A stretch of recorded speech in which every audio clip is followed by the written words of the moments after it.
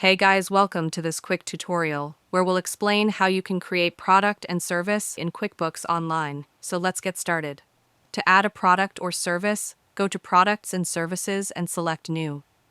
Choose the type of product or service you want to add.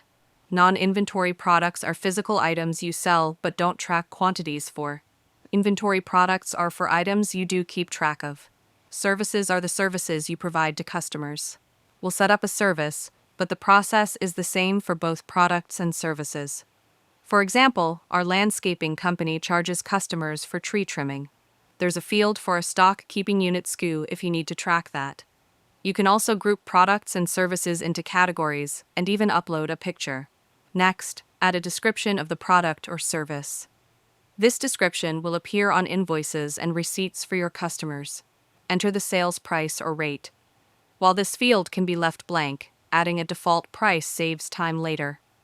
In this example, we charge $50 an hour for trimming. Select the income account.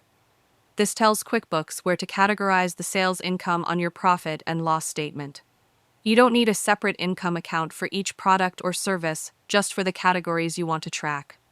For this example, the income will go to landscaping services income. If sales tax is turned on, you'll also choose whether the product or service is taxable. Once you're finished, select Save and Close.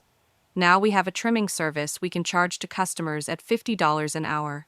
If you need to add many products or services at once, you can import them from a spreadsheet. Go to the Products and Services page, select Import, attach your spreadsheet, and click Next. Match the fields in your spreadsheet with those in QuickBooks, then select Next again.